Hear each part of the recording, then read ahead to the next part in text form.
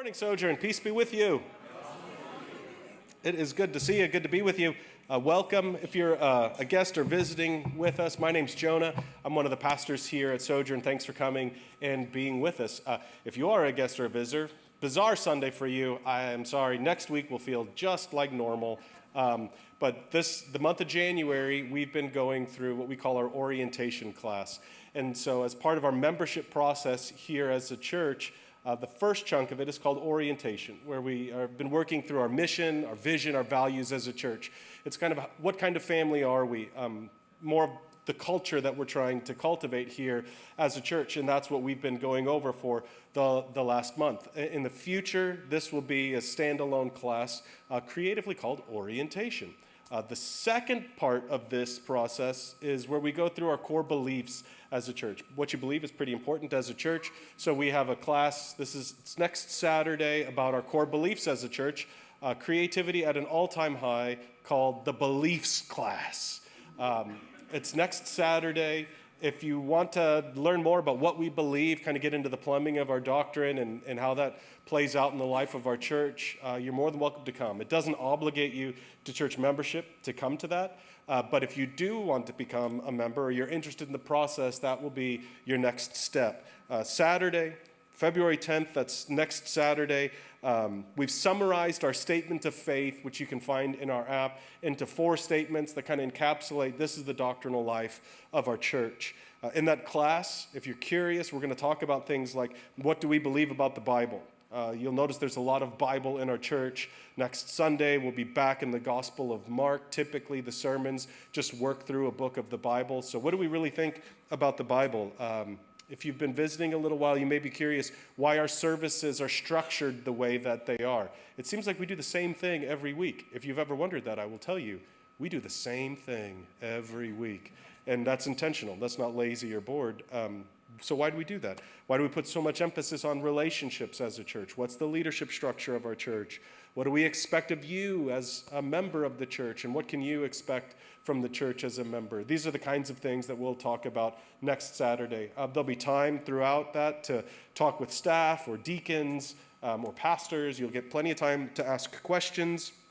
So I really hope you can come to that if you are interested. You can RSVP online, app or website, or you can just fill out a Connect card, drop it in the bucket as it goes by at the end of service, or at the Connect table. Hopefully we'll see you next Saturday. And speaking of questions, which is it's my favorite thing of the whole membership process is Q&A and let's talk. Over the last month, since this is normally a class, we've been saying, ask your questions, fill them out, send them in, and we'll talk about it. So today is the Q&A, where I answer all of the questions you all asked over the last month. Anybody want to guess how many questions we received in the last 5 weeks? 0! 0 questions, which I receive as you all saying this was a master class in communication. Thank you. Peace be with you. Have a good day. I was so excited to see what you guys were curious about. So maybe you have other questions that will pertain more to the statement of faith or our beliefs, and you can come on Saturday and ask that. One question that has come up to me several times, and maybe you're like, what are we about to do? That's what we spent a lot of time this week talking about. What are we going to do? Because we have this thing here, and I got to say something. It's what the money's for, right? But one question that has come to me, it's been more personal and less about any of the material in that workbook, that 90-page workbook, which if you didn't get a copy of it, we've got hard copies out there. You can grab it. It's free or digitally on the app. Lots of you have asked me some version of where did this come from?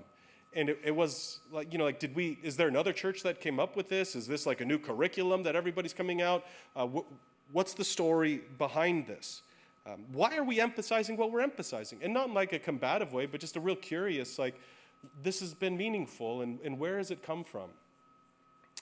One of my most favorite, he's kind of a philosopher preacher, a guy named, I don't know how to pronounce his name because I read him, I don't know him. I think it's Frederick Buechner, might be Frederick Buechner, I don't know. If you've come here, you've heard me quote him before. Once he wrote this, and it really speaks to the heart of what I want to say today. He said, at its heart, most theology is essentially autobiography. Aquinas, Calvin, Barth, Tillich working out their systems in their own ways, in their own language, are all telling us the stories of their lives. And if you press them far enough, even at their most cerebral and forbidding, you find an experience of flesh and blood, a human face smiling or frowning or weeping or covering its eyes before something that happened once.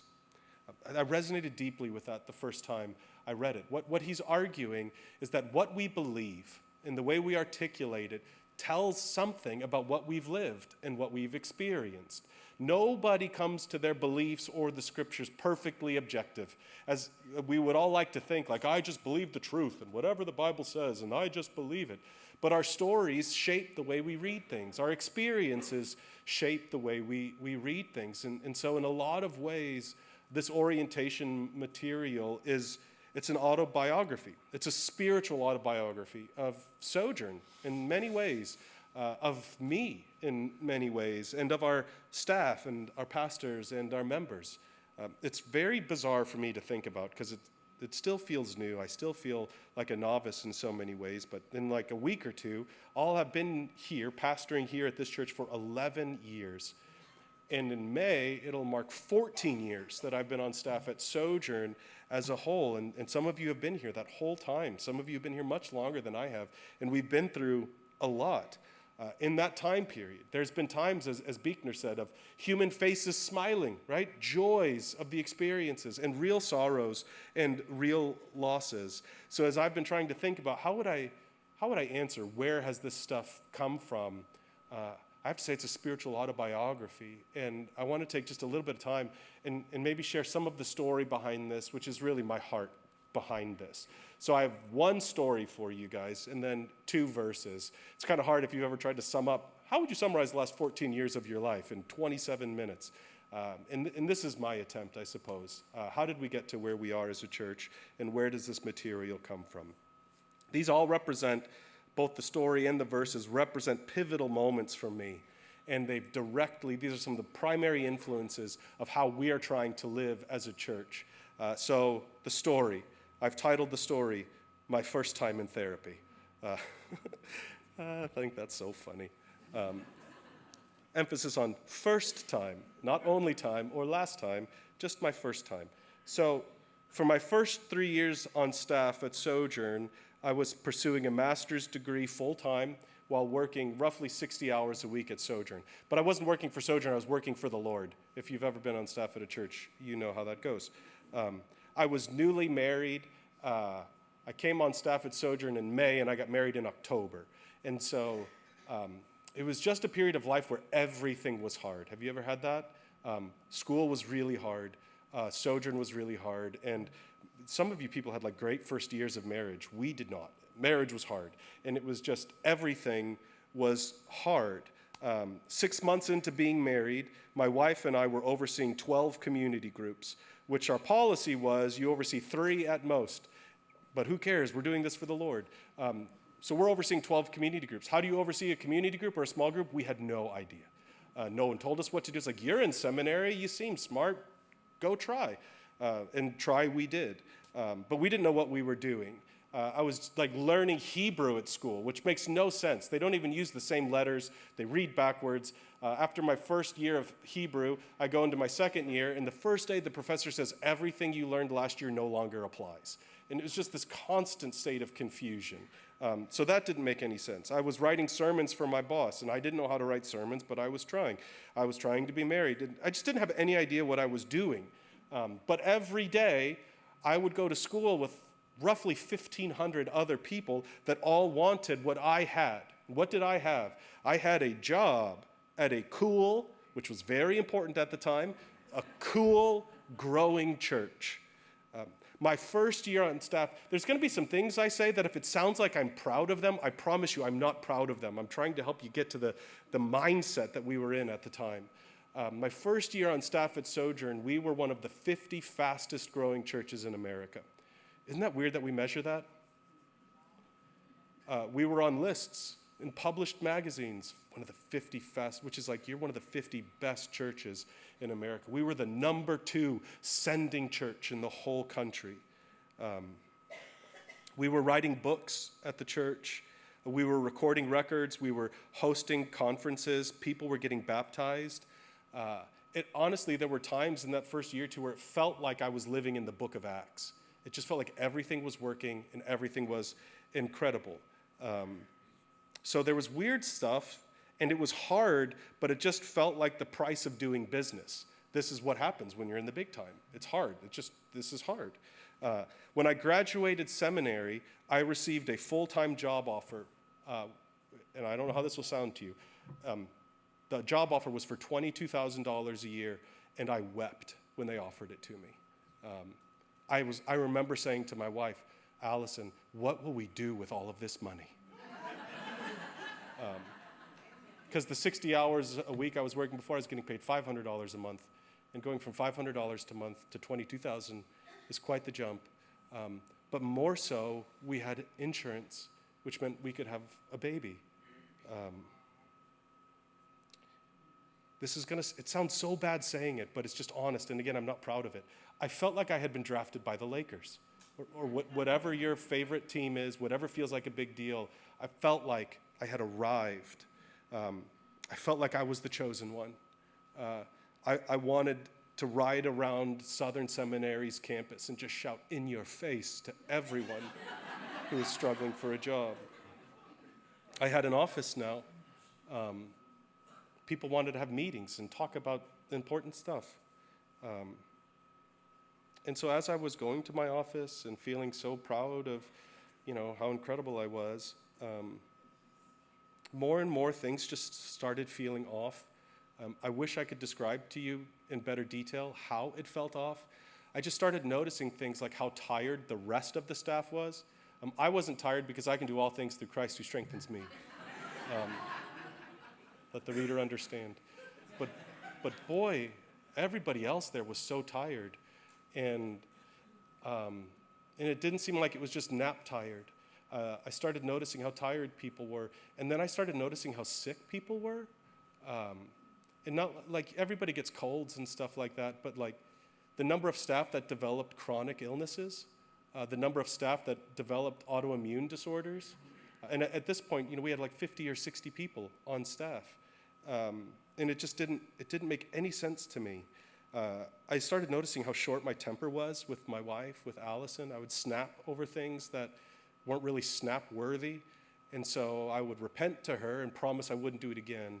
And then I would do it again. In meetings, somebody would say something dumb, or they would snap in a meeting, and we would tell them to repent, and they would promise to never do it again, and they would do it again. And what's going on? What's happening? So one day I was informed that we had hired 2 therapists to come and talk to 10 of our staff. And I was just kind of a generally curious person, and I was grateful to be invited.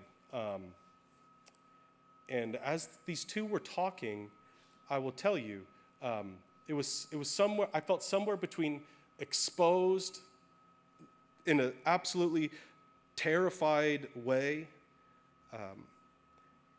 and confused, and at the same time I knew what they were saying was true. I've never had an experience like this before where I had no idea what they were saying, but my soul knew what they were saying was true. I don't know if you can relate to that. It didn't make sense to me, the categories they were speaking in, but something resonated deep inside of me that said, these guys know what they're talking about. They've lived something beyond what I have lived, and they know something about where I am that I don't yet know. So I asked him, one of the guys, if I could talk with him afterwards. Another thing I'm not proud of, but is true. At the time, my boss and I were working on a book to fix Calvinism. Just let that sink in for a second. We were convinced that Calvinism had been articulated poorly, and we were going to fix it. And so we had a book deadline coming up, and we had hosted a debate, and we had conferences and interviews, and we were under the gun fixing Calvinism.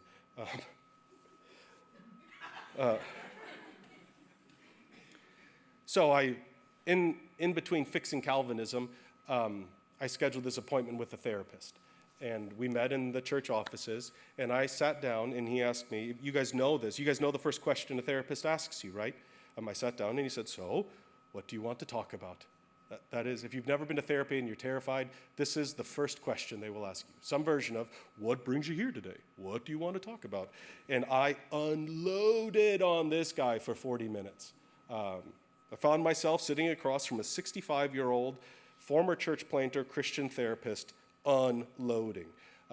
I started crying, and not like the crying, you guys are like, oh, you cry every Sunday. Not like the crying I do here. Not that like little, like, oh, emotions. It was like, at one point I said to he was like, what are these tears about? And I was like, I don't know why I'm crying. So 40 minutes of just unloading what I was living and what I was feeling and all this disorientation. So tired, so scared. But objectively, again, I was on the Lakers. I was in the book of Acts. Everything was going the way it was supposed to be going. Everything they told me in seminary a successful church is doing, like we are doing this in spades. And I felt such a sense of interior disintegration. So after my 40-minute speech, some of you guys know who I'm talking about. This man who's like the warmest, most welcoming, probably the best listener I've ever met. He leaned forward real gently, real calmly, peered into my soul. The first words he really said to me in this meeting were, you Sojourn guys are so full of it. But he didn't say it. Yeah. I'd never paid to be cussed out before. I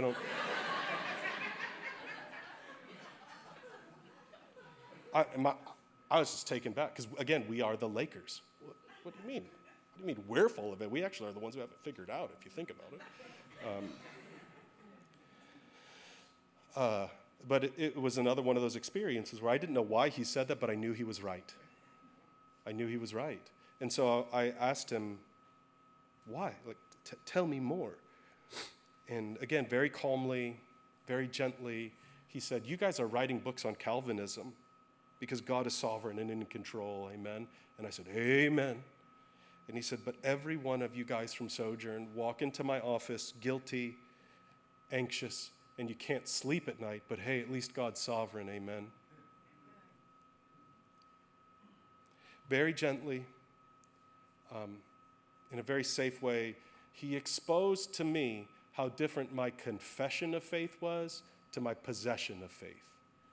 What I articulated, how far that was from what I was living. And in that moment, I knew I was at a crossroads.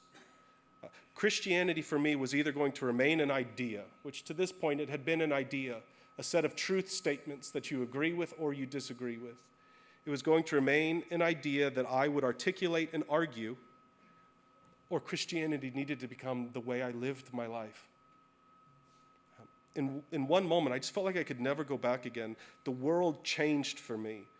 I was either, to put it bluntly, and maybe this will scare some of you, I was either going to leave Christianity or find out if it's actually true. And by true, I mean real. Are these ideas, or is this something that can actually be lived? And that has, in a lot of ways, that has been my journey of the last decade, personally, as an individual. And one of my travel companions on that journey has been a pastor named Eugene Peterson. Eugene talks about this. I call him Eugene like I know him. He's like, that's the first guy. After I talk to Jesus, I'm going to say, okay, now take me to Eugene in the kingdom. I don't know him, Dr. Peterson. He talks about this sort of thing all over his writing. The way he talks about it, he refers to it as spiritual theology. And in an interview before he died a couple of years ago, he articulates it this way. He said, spiritual theology is simply theology lived. A great deal of theology has to do with doctrine, with getting it right. Spiritual theology aims to bring that together within a lived life. The conviction behind spiritual theology is that the Bible and all of Christian belief is livable. It's not just something to be held in your head or performed through your actions and your ethics, but actually embodied. The model for spiritual theology is the incarnation. And spiritual theology is understood in the context of the Trinity, where everything is relational. There is no disembodied Christian truth. There's no abstraction about the Christian life. It's all intended to be lived in a coherent way. The more I read of Eugene Peterson, the more I faced the own inconsistencies in my life and the lived experience of those I was in the church with, the more I just said, I want that. I want to live. I want to experience the rich promises of God, not just talk about them. In my early years at Sojourn, everything I ever thought I wanted from a career in ministry, and everything everyone I looked up to told me, this is the goal in ministry, we had it in spades. And it left me anxious. So anxious and guilty and tired perpetually. So, that was my first time in therapy. The road before me changed. It's a journey from Christianity as an idea, which I loved initially, and I loved winning arguments about it, because I wanted to be right, I wanted to be impressive. But I left that idea and headed towards a person named Jesus. I moved, and I'm trying to move, from a set of truth statements to an embodied way of living. And on that journey, there's been two verses in particular that have just meant a lot to me. And they're not like these bizarre 1 Chronicles 17, verse 4a. Like these are some of the coffee mug verses, and they've really been guiding lights to me on my journey. I'm sure they'll be familiar to you. The first comes from Matthew chapter 11. Jesus says, "Come to me, all of you who are weary and carry heavy burdens, and I will give you rest. Take my yoke upon you.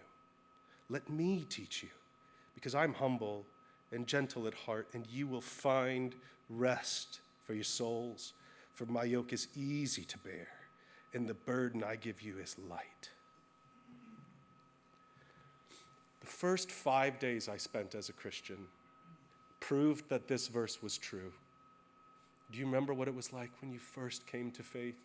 When you first woke up to the sweetness of God's love for you and how free you felt? My first 5 days as a Christian proved that this verse were true. And then the next 15 years of following Jesus made me think that maybe he had lied to me. I found all clever ways to interpret this verse. I felt like this verse didn't apply to me because I was one of the serious Christians. I was on church staff. I took the Great Commission seriously. But the more I read this verse and the more I talked with the therapist, I found that I could find no exception for church staff in Jesus' words. He doesn't say, "Come to me, all you who are weary, and I will give you rest," unless you want to lead a community group, unless you want to do ministry.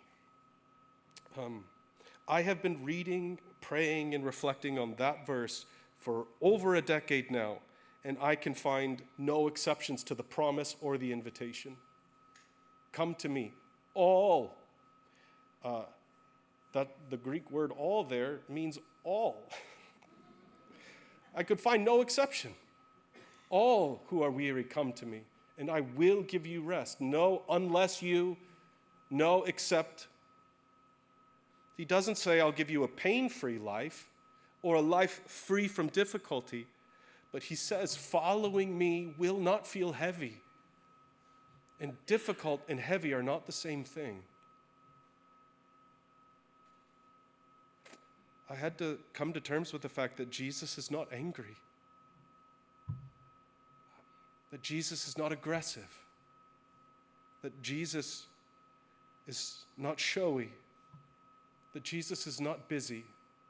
And I had been told that those who take Jesus seriously will be angry and aggressive and showy and busy.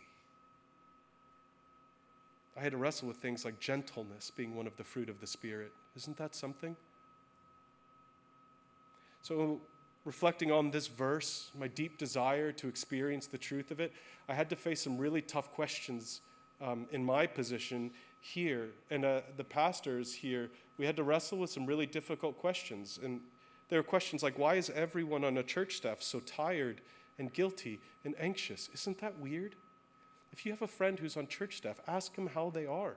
And I would almost guarantee they'll say some version of tired and guilty and anxious. What is that?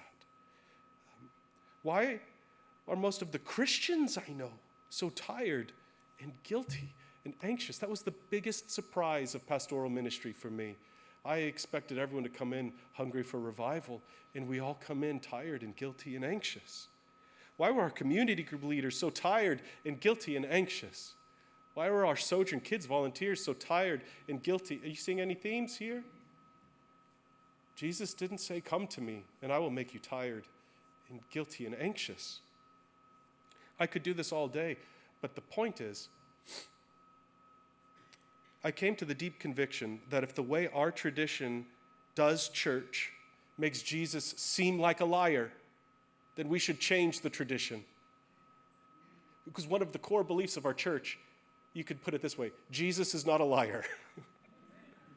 If the way we are following Jesus makes it seem like Jesus has lied to us, something not Jesus has gone awry in that picture.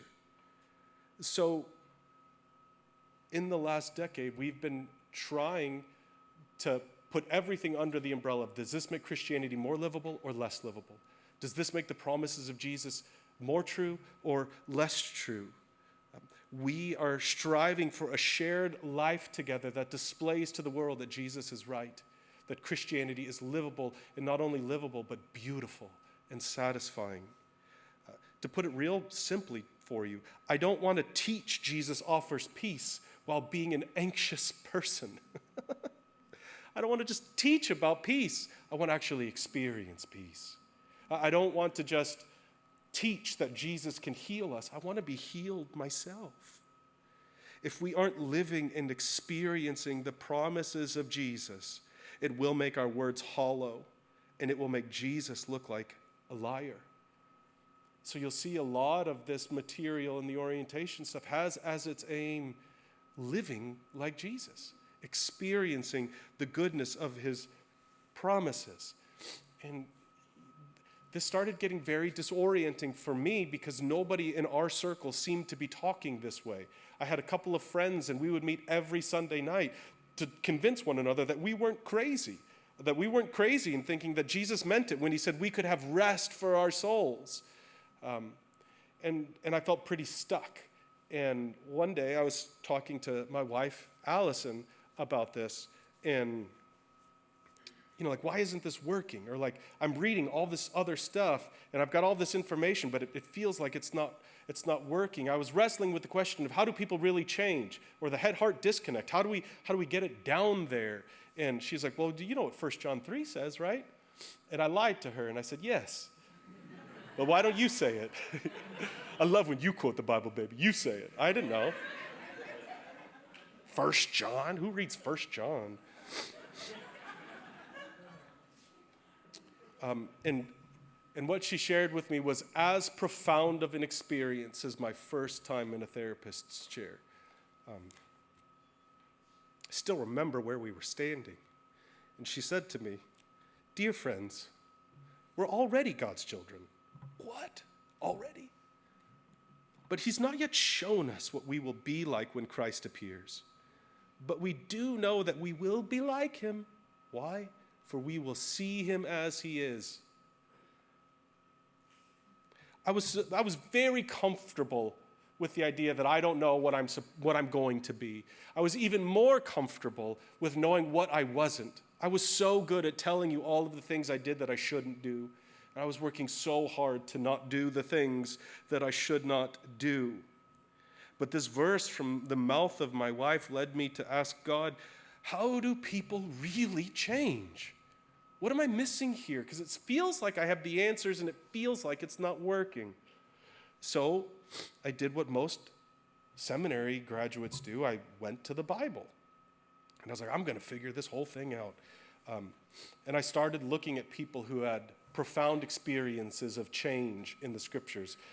Noah, Moses, Daniel, Hannah, Jeremiah, Job, Samuel, Mary, Paul, I started reading the first thing that caught my eye in reading these stories was how much the Bible was filled with pain and how little we talked about pain. So much pain in these stories. And then in every one of these stories, there was a common thread, not so much in the circumstances of what these figures went through. I noticed first that God very rarely gave any of them any answers.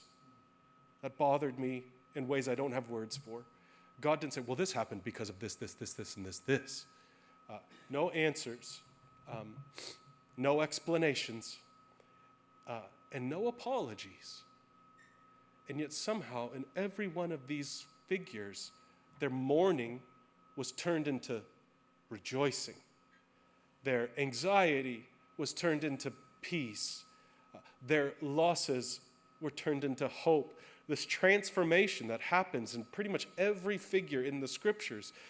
And then I started asking, well, what's the common denominator that led to all of this? It was not answers or explanations or apologies. The common thread of change in every one of those stories was these people encountered the presence of the living God. If you want to know what changed fundamentally as a church, what is this orientation material about? It's about the conviction that we will be healed and transformed in the presence of God. What is John telling us? All of these efforts, all of this longing, you will become like Jesus when you see him clearly. I won't find peace by trying hard to be at peace. Have you ever gotten so tired from trying to be at peace? It's not funny. That'd be funny if it wasn't so sad. You ever gotten so exhausted trying to be at peace? I won't find peace by working hard to be at peace. I will find peace in the presence of Jesus. I won't find rest by working so hard on my plan for rest.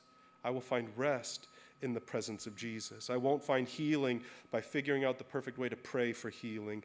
I'll find healing in the presence of Jesus. So as a church, we gathered together in various ways and in essence said, what if instead of trying to get a lot done for Jesus, what if we tried to experience the presence of Jesus and see what happens? So that story and that verses, this is where our orientation material came from.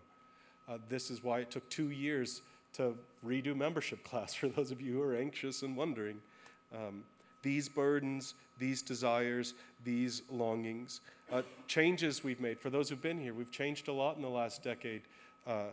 This is why. Born from this desire, this is how our church has become a refuge for tired Christians, hurting Christians, stuck Christians. Because I'm convinced in all of our stories there is a common thread, and the common thread is that we want more. Not of all this church stuff. Frankly, I'm kind of tired of the church stuff. What is the program and the operations and how but we want more of Jesus. And so we're trying. And if you find yourself in a similar place, the way you've been following Jesus maybe feels like it's not working, or in the back of your mind you wonder, did he lie to me? Are these promises really true or for me? If you feel that way, we feel that way.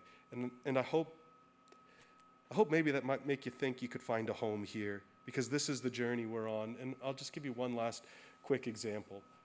Yes, we preach through the scriptures. Isn't it so interesting that the vast majority of the Bible, 63%, is stories and poems and songs? These styles that get into our imaginations and stir our affections. We started asking things like, where do we find Jesus? How do we find Jesus? And so next week we'll be in the second half of Mark chapter 9. We're going to spend a few weeks going through that to Mark chapter 10 in a series called Kingdom Living. And the little subtitle here, this is the hard part, Descending to Greatness. A descent into greatness.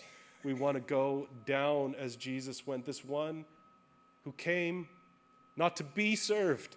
What? The King came not to be served, but to serve and to give his life as a ransom for many. And so we want to find Jesus down in these low places where he went. that's the least bit interesting to you, I hope you can come back and maybe bring somebody that is feeling the ways that we have felt. So it's been such a joy to go through this material with you, to share our heart with you, and I hope it's been an encouragement to you. If you're willing and able, please stand with me and we'll pray together.